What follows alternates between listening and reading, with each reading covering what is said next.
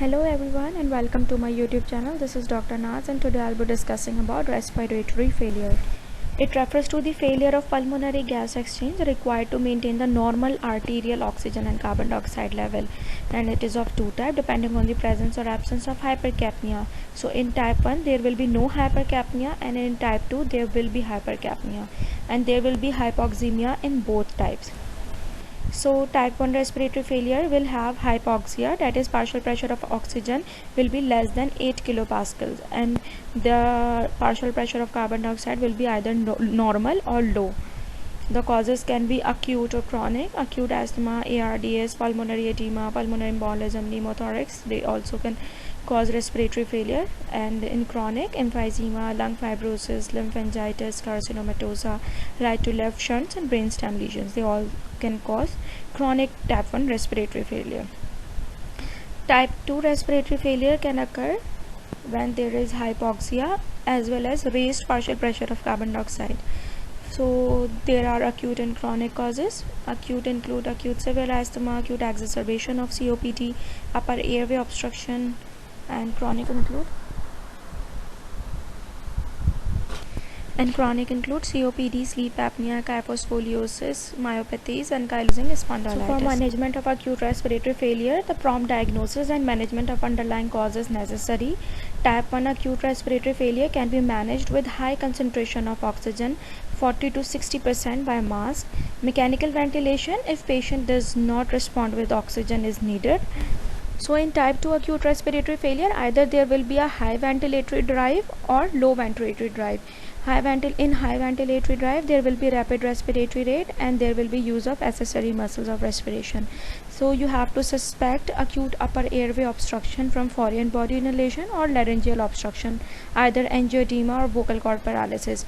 In such cases, Hamlich maneuver will work, and immediate intubation or emergency tracheostomy will be life-saving. And the patient with low ventilatory drive or who cannot move sufficient air in and out of the lungs, you have to suspect the problem in the lungs such as COPD, asthma, ARDS, and pneumothorax, and in all such cases high concentration of oxygen, that is 60%, should be administered, and you have to treat underlying cause. What are the indications of mechanical ventilation? Number 1, failure to respond to initial treatment, declining conscious level, worsening respiratory acidosis on blood gases, that is if partial pressure of carbon dioxide is more than 50 mm of mercury. These are all the indications of mechanical ventilation in respiratory failure. So in some patients they become dependent on hypoxic drive to breathe, so they need hypoxia to breathe. So if you give high concentration of oxygen, they will worsen the respiratory depression. So what you have to do is you have to give lower concentration of oxygen, example 24 to 28% by Venturi mask. And these patients are patients of severe chronic COPD and type 2 respiratory failure. Now management of chronic and acute on chronic respiratory failure. The most common cause of chronic type 2 respiratory failure is severe COPD, and the principal aim of treatment in acute on chronic type 2 respiratory failure is to achieve a safe partial pressure of oxygen without increasing partial pressure of carbon dioxide or causing acidosis. So you have to maintain the airway, treat the specific precipitating cause. Frequent physiotherapy is required with or without suctioning, and nebulization with bronchodilators should be done. Controlled oxygen therapy is very important. You have to start with low concentration oxygen like 24% with Venturi mask. The aim of partial pressure of oxygen is more than or equal to 7 kilopascal, that is 52.